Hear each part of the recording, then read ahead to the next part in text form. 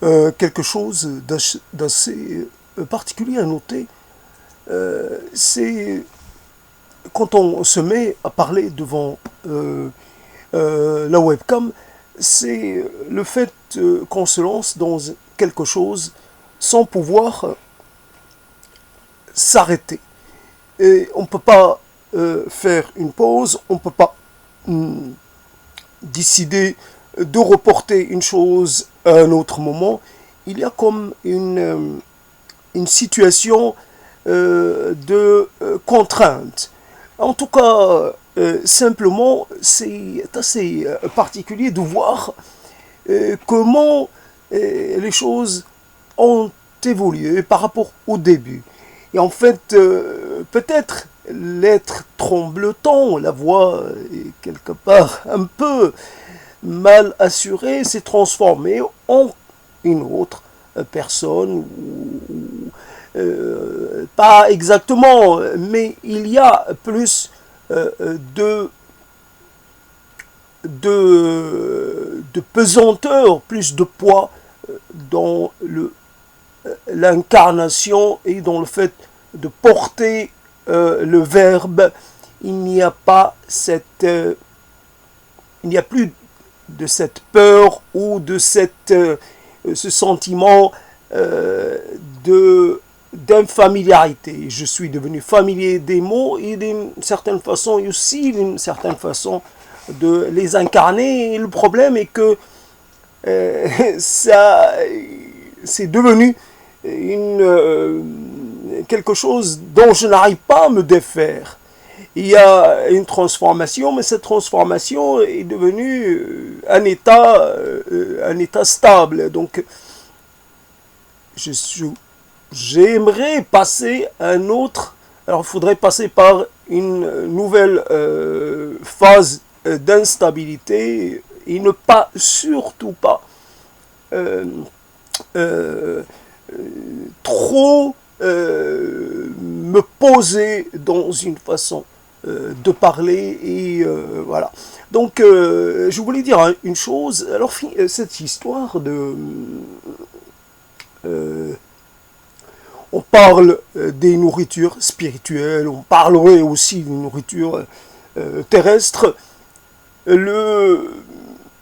Simplement, il fut un temps où je voulais être le plus matérialiste possible, que même l'idée d'avoir, de dire, de prononcer le mot spirituel me semblait impossible. Je menais une sorte de bataille contre cette immatérialité, cette foi dans l'intangible. Aujourd'hui, je m'en inquiète pas, je m'en occupe pas, puisque après tout, tout est affaire de mots et les mots ne sont rien d'autre, rien de plus que ce qu'ils sont. On peut affirmer ce que l'on veut. Il y a entre l'affirmation et la réalité, il y a un espace. Il y a un fossé. Celui qui affirme défend une thèse, il la défend parce qu'il lui semble qu'elle est défendable et c'est son affaire.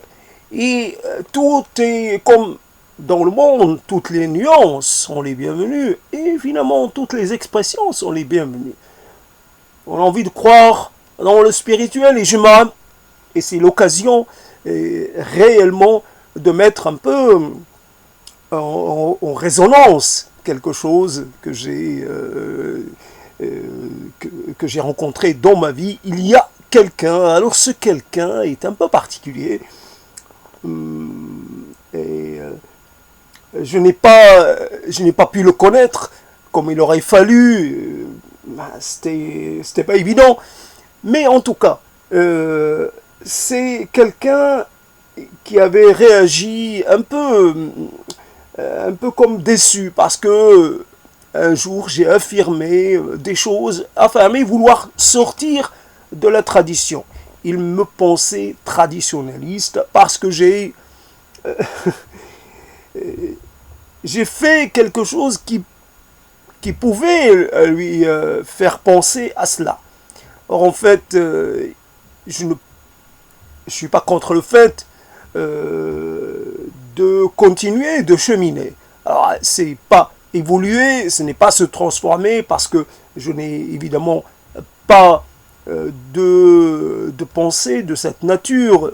On n'évolue pas, parce que évoluer, c'est toujours lié à une sorte de vision un peu améliorative des choses.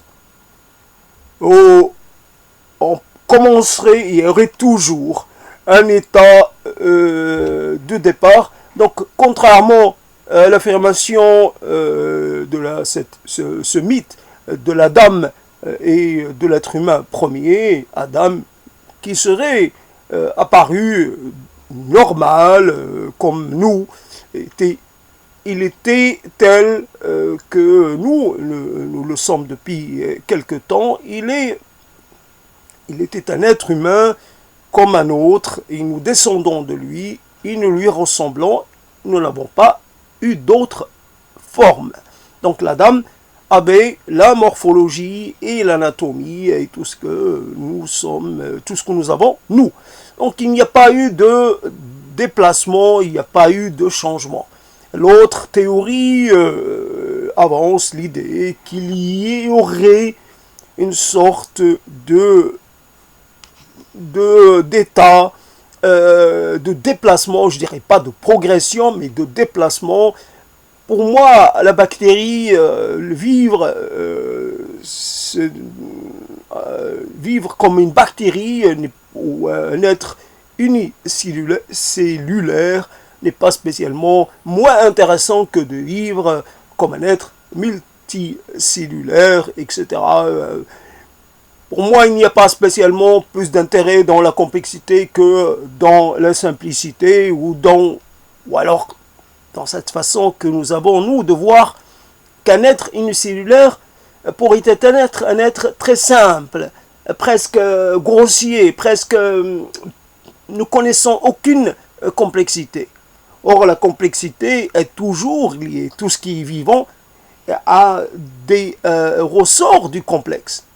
Pour pouvoir continuer de vivre et pouvoir continuer de vivre en tant qu'espèce, il faut disposer d'une certaine complexité, il faut disposer de certains talents et de certaines compétences, et ce qui s'appelle la complexité. La complexité et en fait l'efficacité, l'efficience, comment arriver à se maintenir en vie. Donc nous ne serions pas la forme la plus aboutie. Donc il y aurait des sortes d'esquisses, des modèles grossiers. Enfin, alors voici donc, je ne sais pas ce que je voulais dire. Simplement, donc la tradition. La tradition est... il y a la tentation d'aller voir ailleurs, c'est clair, mais cette personne dont j'ai voulu parler au début nous a fait lire toute une classe, tout un groupe de gens importants, ce livre qui s'appelait « Du spirituel dans l'art » de Kandinsky, si je me rappelle bien. Et cette personne, donc, alors je fais le lien, cette personne est en train de finir sa vie dans l'église. Donc il y a là une continuité, c'est très interpellant, cette personne, et après évidemment je pense qu'il y a eu le décès de sa compagne, et donc au lieu d'aller dans une maison de retraite, il est entré dans les ordres, si je puis dire. Il s'est intégré dans une sorte de... il mène une vie monacale d'une certaine façon. Et alors, il baigne dans la spiritualité dont il, finalement, qu'il n'a jamais quitté. Et son but, finalement d'avoir choisi ce livre, c'était quelque part, peut-être il avait l'intention, il avait le désir, le souhait de faire naître en nous une approche spirituelle de l'art, ou une approche spiritualiste de ce qu'est l'art et de ce qu'est la couleur, de ce qu'est la forme, de ce qu'est ce travail de la réinterprétation du réel, ou ce travail de la composition d'un autre réel, voilà, là aussi très réel, qui a ses codes, qui a ses voilà, qui a ses conduites, etc. Dans son langage, voilà. De la spiritualité ou du spirituel dans l'art. Donc le spirituel, évidemment, je laisse. Est-ce que j'ai les moyens de faire autrement, d'ailleurs, même que je veuille interdire, abolir, empêcher l'utilisation, l'usage du mot spirituel, je n'y arriverai pas. Et puis, voilà, donc, ça, on revient sur cette expression, toutes les couleurs du monde, là, cette expression un peu passée dans le langage et dans le langage publicitaire, voilà. Et fondamentalement, ou pas fondamentalement du tout, alors il y a un usage que l'on fait, donc les nourritures terrestres, ce sont là des emprunts que l'on fait, un tel ou un tel, ou que l'on fait de façon très indirecte, pas du tout facile à voir ou à deviner. Il y a aussi les choses que l'on fait à contrario, un peu en opposition, et quelquefois en opposition un peu forte, un peu épidermique. Il y a des choses chez l'autre qui nous insupportent, pour lequel on éprouve une sorte de répulsion, mais tout cela est de l'ordre de l'intellectuel. On est un peu en conflit avec la manière de faire, et la manière d'approcher, la manière d'articuler les choses, la manière de disposer les choses. Après, c'est pas... tout cela est fondamentalement... là, dans ces prises de parole, quelque part, il y a un dessein secret, bon, qui reste secret à moi aussi. C'est celui de venir à bout de cette peur que j'avais de devoir finalement me mettre à parler en public et à exposer, à expliquer des choses, alors que finalement j'ai pris peur de l'enseignement, alors que finalement l'enseignement ça peut se passer par la lecture de quelque chose d'écrit. On n'a pas besoin d'improviser, on n'a pas besoin de parler sans support. On peut parler sans support. Donc ma peur n'avait pas de base. On emprunte des choses aux gens.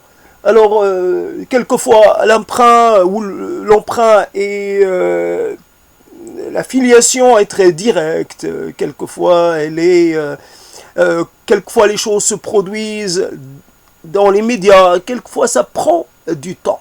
Alors, comme les résurgences d'un cours d'eau, ici, une source ici, une source là-bas, oui, selon un dispositif qui n'est pas facile à déterminer, voilà, comment, pourquoi, etc. Les résurgences matérielles ou mémorielles, voilà, donc la mémoire serait comme une sorte de cours d'eau souterrain, et puis finalement, il continue de couler. Mais de temps en temps, il remonte, il vient se manifester par une résurgence. Voici donc on attend les résurgences qui ne manqueront pas de se produire. Après, de là à reconnaître la paternité d'un propos, à reconnaître la paternité, enfin, à octroyer la paternité d'un propos à quelqu'un, c'est pas évident. On n'est pas là dans une sorte d'usage légal ou pas légal. Il n'y a rien qui soit finalement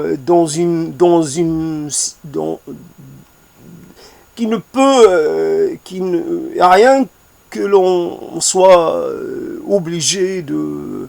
On peut prendre un mot qui a été dit par quelqu'un et le transformer de telle manière qu'il perd tout, finalement, toute ressemblance ou toute correspondance avec la personne qui la prononce. Il perd même de son identité. Alors le mot devient une sorte de prétexte à toutes sortes d'effusions, à toutes sortes d'explorations, à toutes sortes de jeux, à toutes sortes de manipulations. Voilà. On aime manipuler les mots des autres comme on aurait aimé dans une sorte de désir comme ça un peu particulier, manipuler les destins de certains, voilà, parce que quelque part, je ne sais pas où exactement, il y a le désir de régir la vie des autres. Simplement, c'est comme ça, et pas autrement. On se sent un peu en désir de faire cela, et même quelquefois on s'est octroyé la légitimité de le faire en partant du postulat que voilà, la fonction va à celui qui la désire le plus. Mais seulement la fonction est restée inoccupée ou elle a été prise par quelqu'un d'autre parce que on n'y a pas prétendu, on ne s'est pas donné les moyens de pouvoir l'occuper. Les moyens matériels et des moyens immatériels. On n'a pas fait usage de notre désir. On n'a rien fait. On peut essayer de dire des choses aux gens, mais il faut être en capacité de se faire entendre. C'est pas. Après, on peut dire toutes les choses que l'on veut. Si ça reste confidentiel, on n'est pas très avancé, quoi. Donc, après, les choses, par rapport à tout ce processus langagier, à toute cette prospection, je reviens au terme archéologique, à toute cette quête du fragment, du vestige, des restes, évidemment, il y a des déconvenus, il n'y a pas toujours des trouvailles valant le coup d'être cité, d'être montré, d'être porté à la connaissance de tous. Il y a le hasard, puis il y a le hasard, et puis il y a le hasard, puis il y a le hasard, puis il y a le hasard, et puis il y a une autre façon de comprendre en quoi ce hasard est particulier, en quoi ce hasard est singulier, en quoi ce hasard est vraiment pas comme les autres. Il y a des hasards qui sont d'une rareté insoupçonnée. On croit qu'on va être mis plusieurs fois dans la situation de choisir selon nos critères. Et en fait, on n'a droit qu'à un seul essai. Et quelquefois, on n'a même pas droit à cet essai, réellement. Après, pour toute chose, alors, quoi dire? Simplement, ce jeu avec le langage et pour jouer, il faut être deux. C'est rare, c'est triste de jouer tout seul, de s'exercer finalement très très longtemps pour ne jamais participer à une compétition ou à un match. Voilà. Donc je suis seul, je joue contre moi-même. Évidemment, je joue selon mes règles. Je ne respecte même pas mes règles. J'invente les codes et au fur et à mesure, j'invente. Après, voilà. Donc, d'une certaine façon, je suis totalement devenu totalement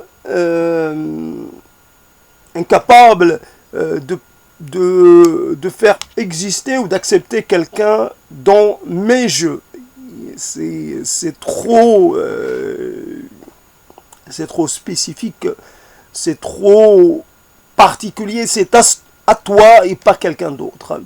Ce jeu-là, finalement, c'est un jeu que, voilà, c'est comme ça. Et après, on a les choses comme ça, les prétextes, les appuis. Les appuis, comment s'appuyer sur une chose pour pouvoir se relancer quand on est un peu dans une situation où l'on est un peu moins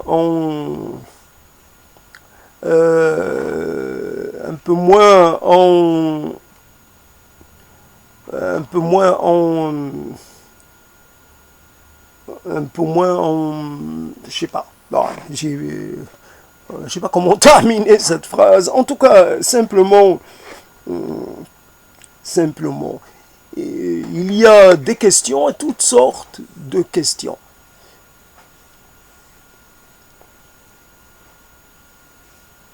Alors après la commission des faits, après, d'ailleurs, ça me rappelle très bien le dispositif judiciaire qui suppose que l'on ait des séances longues et répétées d'entretien avec un prévenu. Et finalement, on consacre un seul être humain autant de temps que ce que l'on pourrait consacrer à toute une collectivité. On fait venir, on fait revenir, on fait revenir. Et à chaque fois, on revisite le processus, on essaie de comprendre, on pose la question pour établir les circonstances, les motivations, le moment du passage à l'acte, l'état de conscience du prévenu, pour déterminer s'il y avait comment on appelle ça, s'il y avait une sorte de préméditation, voilà le terme, ou si il y a eu une réaction immédiate, une réaction soudaine, un stimulus à une contrariété, si les choses ont été... Voilà, on essaie de déterminer, c'est long, et c'est très long, pour quelque chose qui, évidemment, ne dure qu'un dixième de seconde, quand vous devez faire donner le coup, non pas le coup de grâce, mais porter un coup mortel à quelqu'un, ça vous prend pas grand-chose comme temps. Et puis, pour parler de ça, pour répondre aux interrogations qui viennent après cela, vous devez vous prêter un jeu qui, là, semble durer une éternité. Vous avez toutes les multiples déclinaisons de cette partie-là. Alors vous avez premier jugement, second jugement, révision, etc., contestation, et vous avez, après vous avez là aussi une peine qu'il faut, et donc qu'il faut savoir respecter, etc., pour pouvoir, et alors qu'en fait on pourrait souvent se prémunir contre une sorte de discours justificatif ou de discours confessionnaliste qui prendrait des années et des années. Alors que, en fait, si on avait été en capacité de formuler les choses, à un moment, il y a quelquefois simplement un coup d'œil à jeter quelque part. Je rentre, je suis curieux de cette curiosité qui quelquefois peut être très productrice, très porteuse de possibles. Et je rentre quelque part et je vais demander à m'informer. Et puis non, je ne le fais pas. Je ne comprends pas ce qui me retient. Comme dans cette rencontre avec Armand Gatti, donc j'ai parlé avec une personne qui fréquentait Armand Gatti. Simplement, je l'aurais pu lui demander, comme on fait dans d'autres circonstances, est-ce que tu pourrais me présenter, tu pourrais me parler de la démarche de Gatti dans sa résidence, etc. Qu'est-ce qu'il fait? Ça parle de quoi? Ça se passe comment? Et pourquoi toi tu y es? Pourquoi tu y participes? Et qu'est-ce que ça t'apporte? Simplement. Comme ça, des questions qui s'enchaînent. Peut-être elles sont en nombre de 5, 6, 7, mais ça ne peut pas aller plus loin que ça. Donc, série de questions. Et moi, je vais voir si cela peut me plaire ou non. Après, le premier contact peut ne pas être très parlant, très convaincant. Il faut insister un peu pour voir, parce que ça peut être la marque d'une peur. Je n'arrive pas à me sentir partie prenante de ce projet, mais c'est une façon pour moi de dire que je ne me sens pas à mon aise. Mais, comme toujours, il y a la possibilité de franchir ce genre d'obstacle et de parvenir finalement à s'intégrer à un collectif et à faire partie de sa démarche. Voilà donc énormément de mots, une infinité de mots pour parler d'une chose qui était simple à faire. À chaque fois, c'est d'une simplicité flagrante. C'était d'une limpidité totale. Et pourtant, ça n'a pas été fait. À quelqu'un, regarde-moi, toi qui es là, regarde-moi, regarde dans mes yeux et dis-moi ce que tu penses de moi, dis-moi si ce que je fais, ce que tu sais de moi, si ce que je fais est bien ou pas. Si tu ne vois pas une petite chose qui ne devrait pas exister. Si le chemin sur lequel je suis lancé si finalement je dois finalement le quitter et prendre un autre chemin. Et qu'est-ce que tu en penses? Qu'est-ce que tu penses? Qu'est-ce que tu pourrais penser pour moi? Comment tu pourrais penser à moi? Comment tu pourrais finalement m'aider,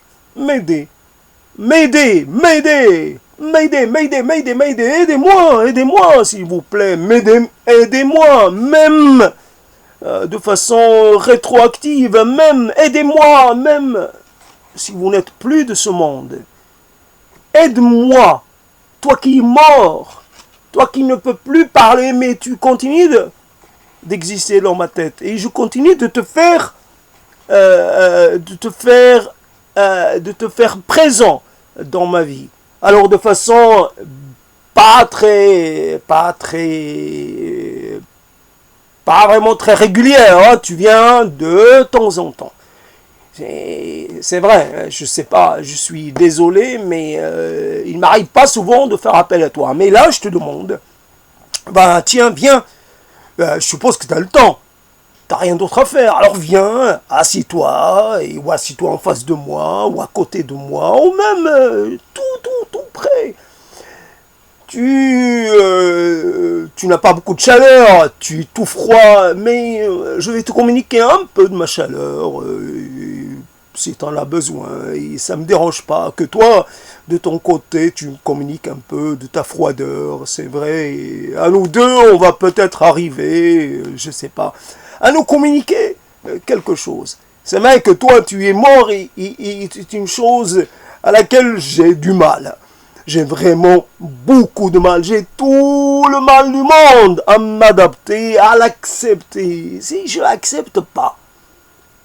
Bon, il y a des choses que j'accepte, même si elles me font mal, mais là, ça, je l'accepte pas. Ben, figure-toi que quelque part, j'ai besoin de toi, comme j'ai besoin de personne d'autre. Mais qu'est-ce que je dois faire? Qu'est-ce que je dois faire contre ce réel finalement si mortifère et si voilà ben, tu es là, je te pose la question, te repose la question, je te la reposerai une autre fois. Si tu étais là, mais tu es là, oh, pas de conditionnel, tu es là, tu es présent, tu es dans mon présent.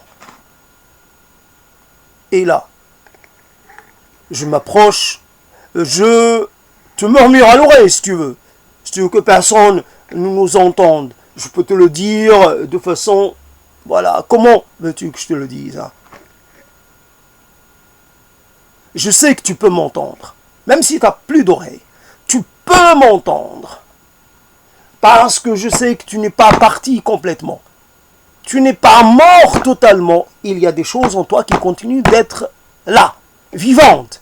C'est une chose dont je suis sûr. Alors ce n'est pas du spirituel, ce n'est pas du matériel, c'est autre chose. Je ne peux concevoir cette chose-là. Ta mort définitive et absolue, je ne peux la concevoir en aucun cas, comme je ne peux la concevoir pour personne.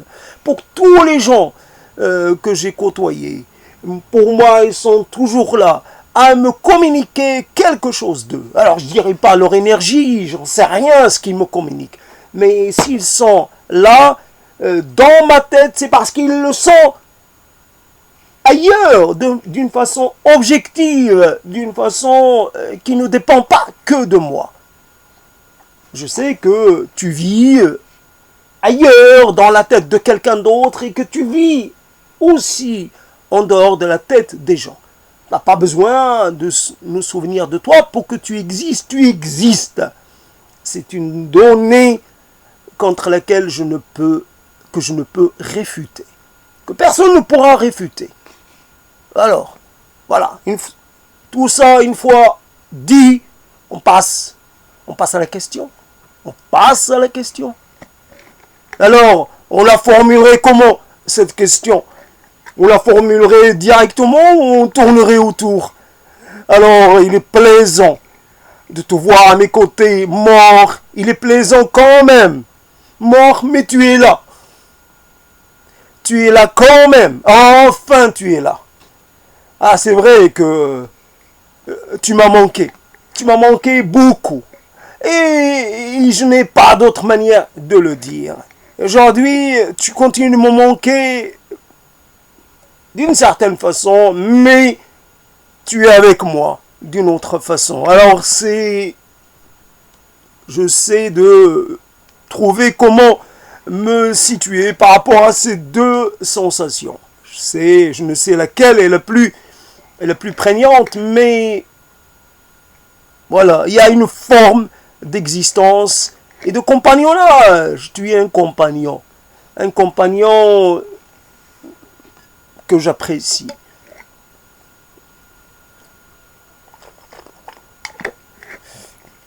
Un verre d'eau? L'eau. Allez, un petit verre d'eau, une petite gorgée, simplement. Tiens, j'ai pris plaisir, et mon plaisir n'est pas complet si toi, tu ne peux pas le partager. C'est vrai, je peux rien t'offrir de bien luxueux, de l'eau et du café, et peut-être un bout de chocolat, tiens, et peut-être que tu vas quand même trouver ça bien parce que tu es quelqu'un qui apprécie les choses pas par rapport à leur valeur matérielle, mais par rapport à leur aspect, à leur symbole, à leur finalement à leur signification profonde. Mon bonheur n'est jamais complet sans qu'il ne soit partagé avec toi. Les conditions de bonheur, mais les conditions de mon bonheur dépendent de toi. Alors, la question, elle vient cette question, elle ne vient pas. Là, tu vas m'excuser, mais je ne sais plus quelle question je pourrais te poser. J'ai perdu la question, j'ai plus de souffle. Aïe, la question. Et même, j'ai un peu peur. Et quelle question pourrais-je poser? J'ai comme un doute, j'ai comme, un passage à vide. J'ai plus de questions. J'ai plus de questions. Est-ce qu'il y a quelque chose qui pourrait te plaire?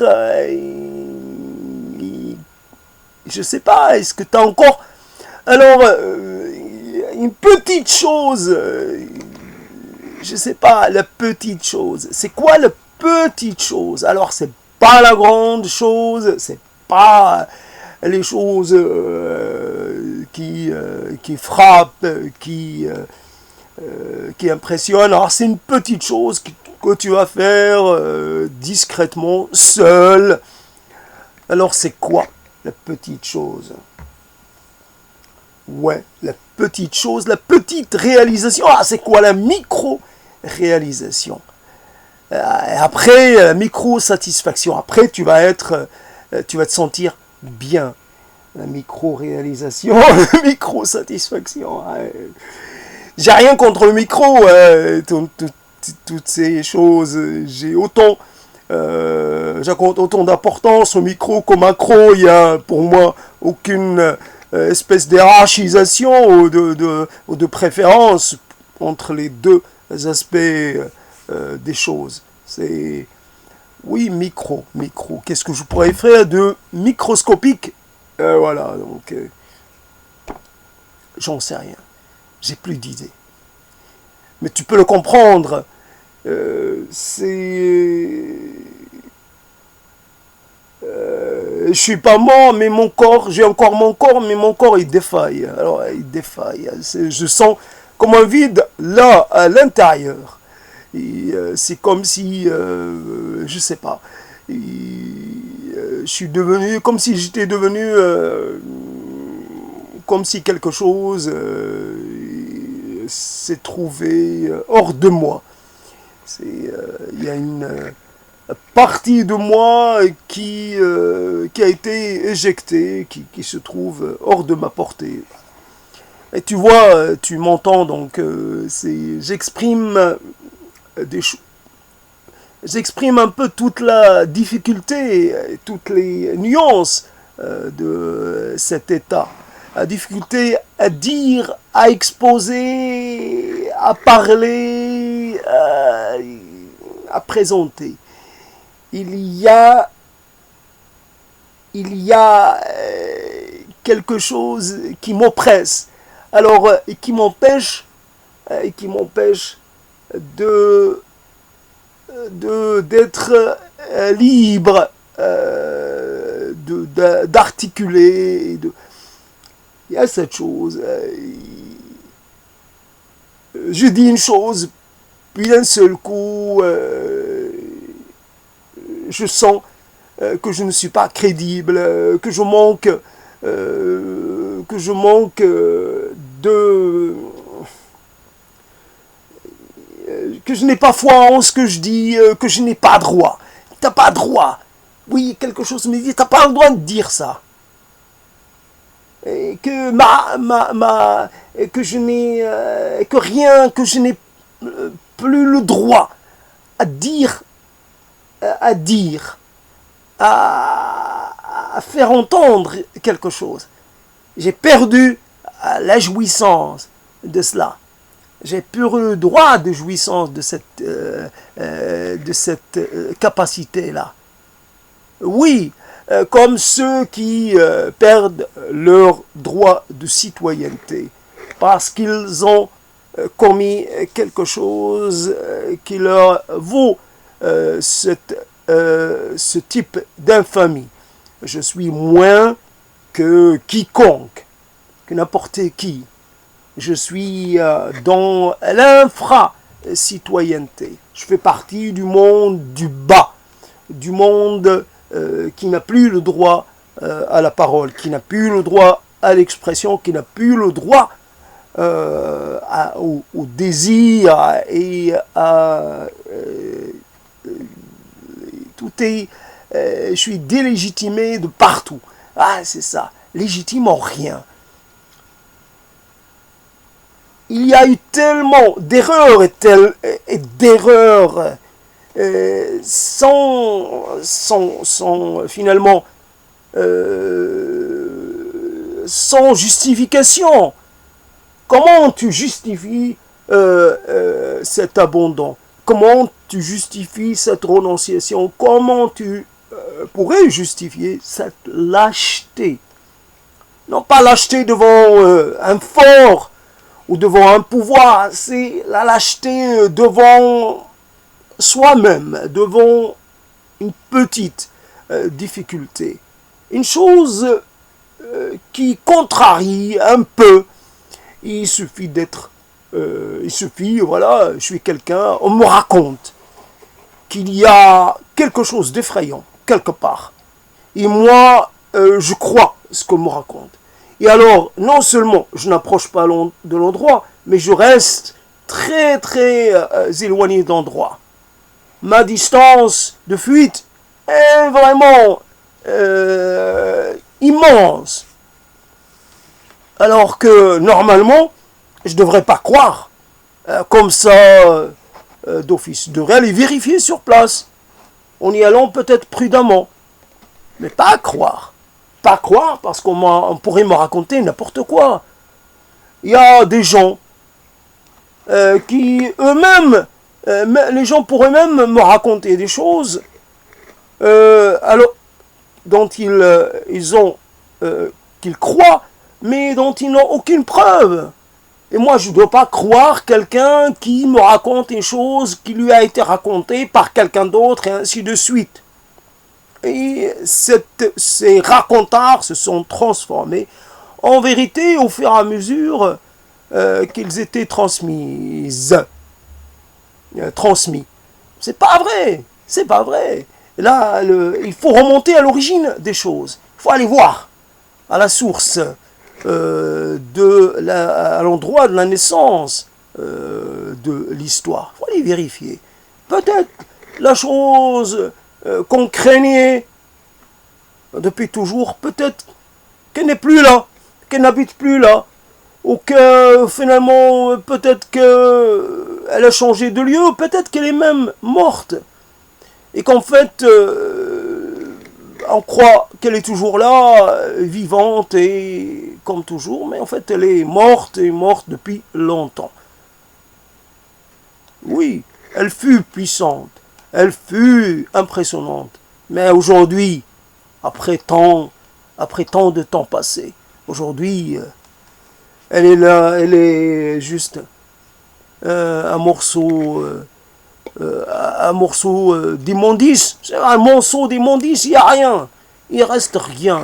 Rien qui puisse être suscité de la frayeur. Alors là, que, tu vois, tu m'entends du mal à dire cette chose-là. J'ai même du mal à articuler ces mots.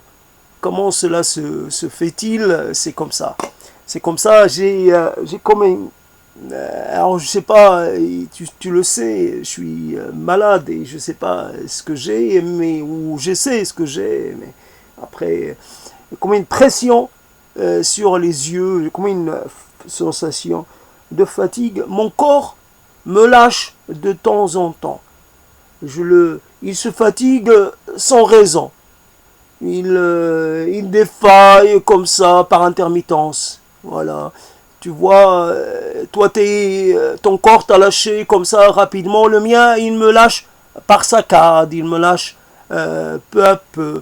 Je sais pas, peut-être que moi aussi, je vais finir un peu, par accélérer le déclin et finalement mourir comme ça en l'espace de peu de temps.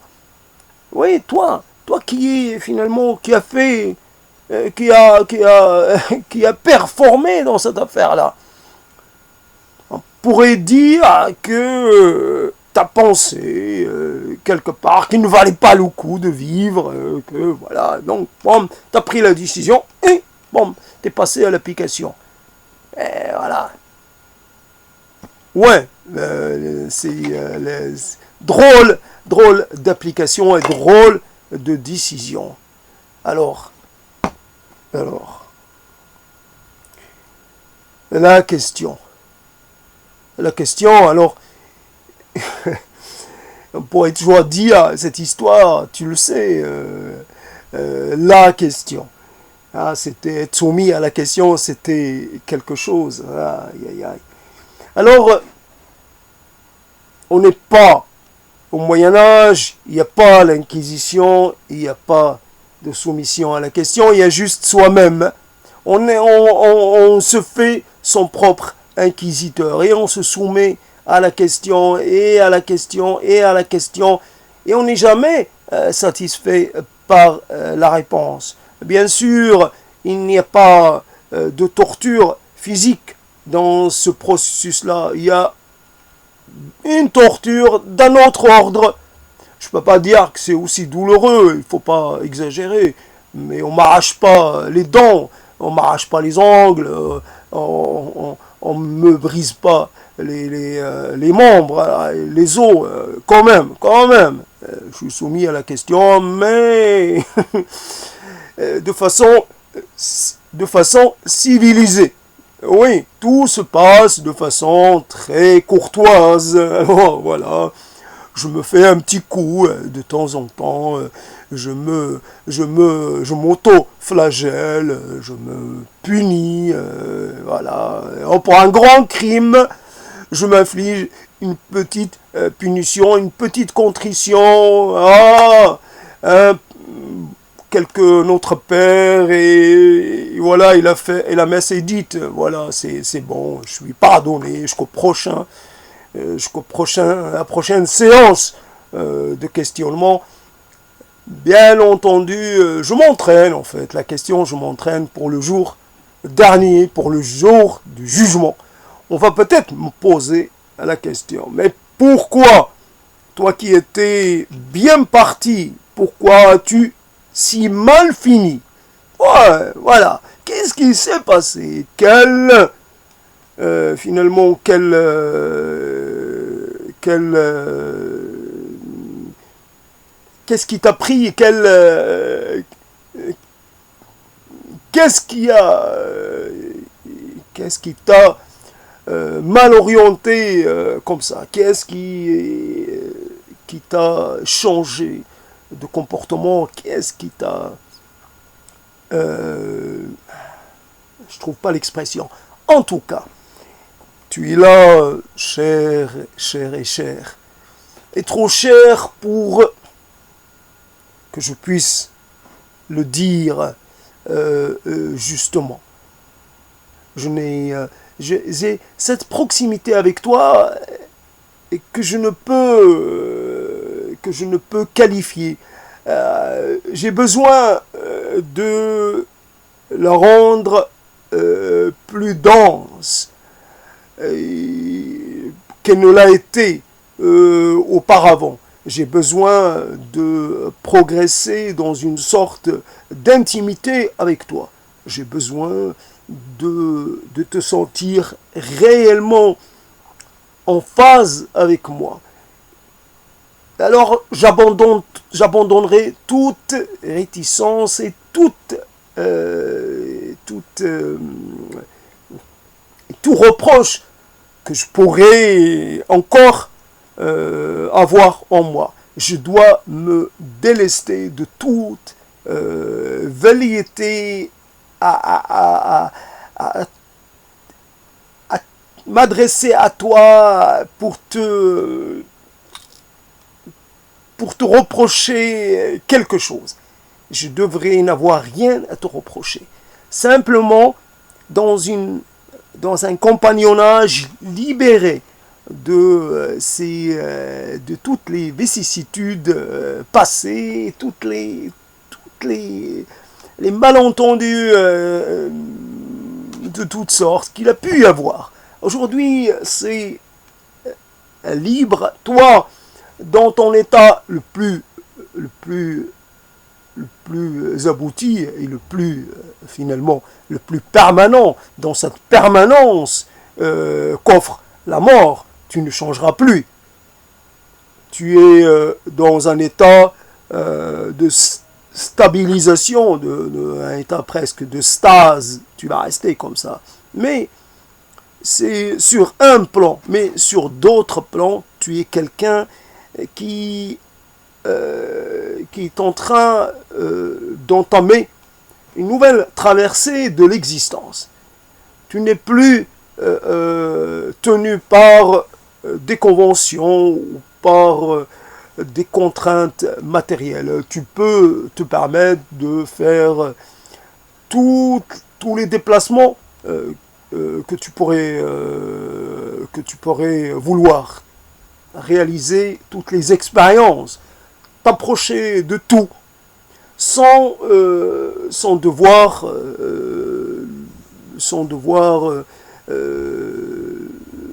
faire d'efforts.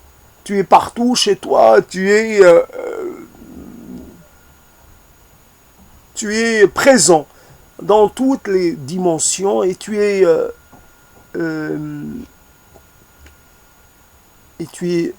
as échappé au contrôle du temps et au contrôle de la contingence. Simplement,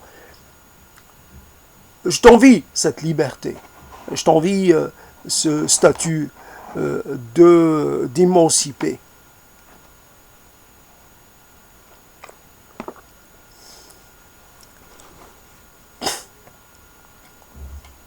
Alors on tient la parole, on reste ensemble jusqu'à peut-être encore quelques instants. C'est ce fil très ténu entre nous, c'est grâce à ce miracle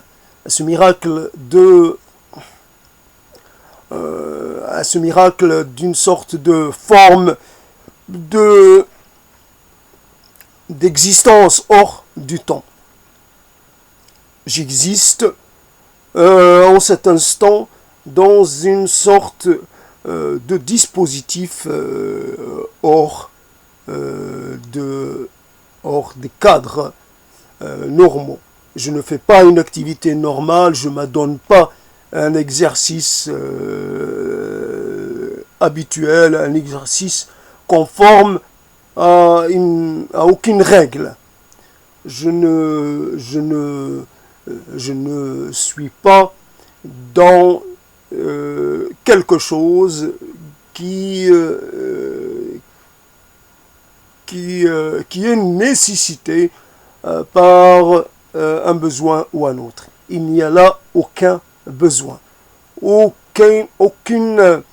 finalement, aucune attente, aucun projet, aucune espèce de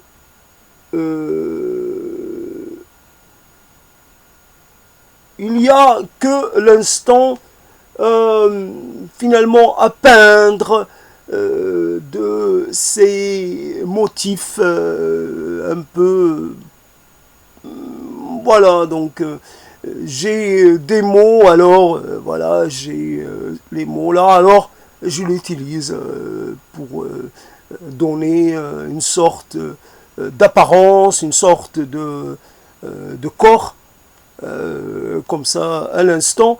Mais après, quelquefois, je n'ai pas beaucoup de peintures différentes, je n'ai pas beaucoup de mots différents, alors j'utilise un peu les mêmes mots et ça paraît un peu monocolore. Je préfère toujours quelque chose d'un peu plus riche, un peu plus nuancé, quelque chose d'un peu polyphonique, polysémique, tout ce qu'on veut, et puis comme polydimensionnel, c'est intéressant là aussi. Après, tu vois, voilà, donc malheureusement ou heureusement, on ne sait pas comment parler. Je suis un peu, quelquefois, je suis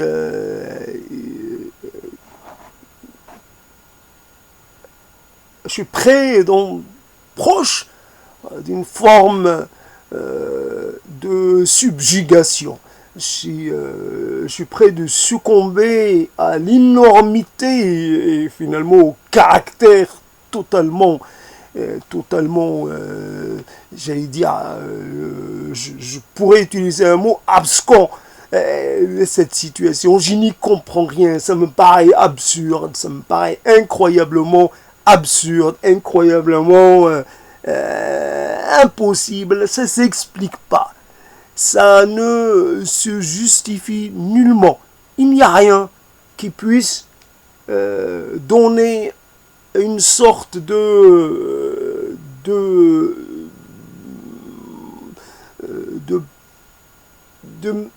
une sorte de prise. Comment explorer, comment entreprendre cette chose-là, comment finalement intégrer ce haut degré de l'échec et de l'atomisation de soi. L'atomisation de soi, la réduction de soi à finalement un dénominateur le plus bas possible. Quelque chose, on est réduit à être qu'une expression parmi les nombreuses que l'on avait en réserve. Je ne peux exprimer qu'une seule nuance de mon être. Je ne peux plus avoir accès à toute la palette. C'est regrettable, c'est minable. Je suis devenu un minable.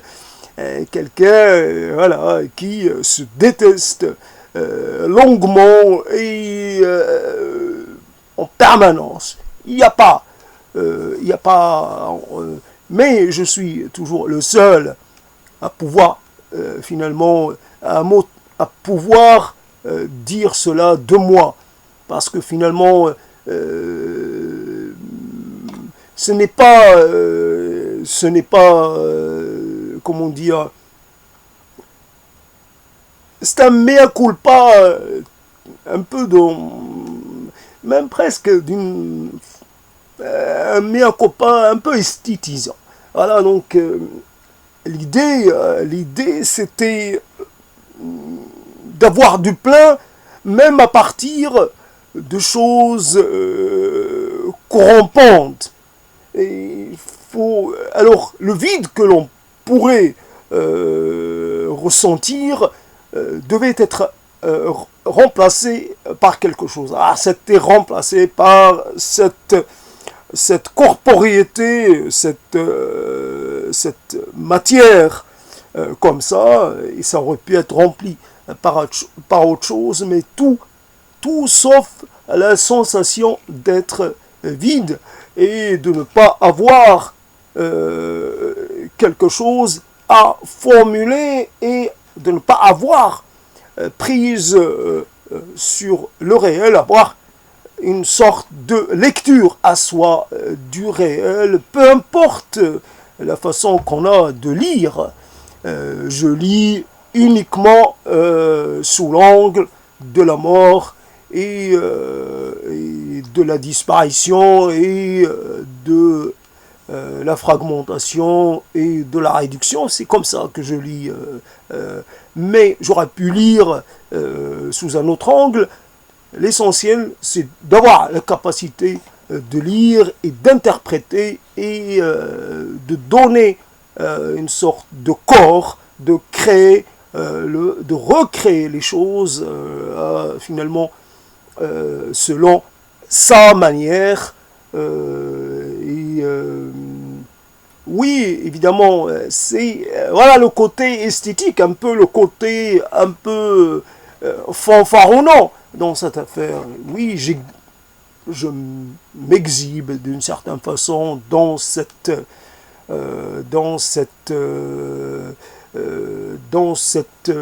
position-là ou dans cette posture-là, la posture de celui finalement qui se montre sous un certain éclairage.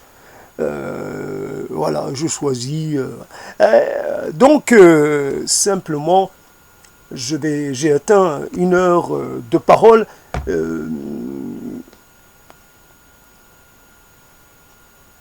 Donc, il y a toujours, comme des séquences. Alors, des séquences, on ne pourrait pas dire qu'il y a un lien organique entre les séquences. Il peut y avoir des séquences qui ne se relient pas facilement les unes aux autres. Après ces séquences, ce qui se produit, c'est que malgré tout, il y a une sorte de fin de cette projection. Et au bout d'un moment, on est obligé d'arrêter. On arrive à la fin de la bande. Il n'y a plus rien. C'est fini, et donc il faut le constater, il faut l'accepter. On a fait ce qu'on a pu, et voilà, c'est pas soi qui détermine qui détermine le temps ou la durée de cette projection. C'est quelqu'un d'autre. Alors voilà, donc on est soi, mais en même temps il y a une sorte de soi multiplié, et quelque part ça ne communique pas totalement. Il y a comme des parts de soi qui sont séparées les unes des autres. Et pour pouvoir reobtenir le droit à la parole, il faut se taire. Il faut se taire pour de nouveau finalement avoir de quoi dire, quelquefois l'on parle longtemps et on épuise ce que l'on a en soi, ce dont on était porteur. Donc il faut se taire pour laisser revenir, se réinstaller les rémanences de toutes sortes. Et à ce moment-là, de nouveau, on se relance dans la prise de parole. On se remet à dire. Là, j'attends, je vais me mettre en mode attente. Et voilà.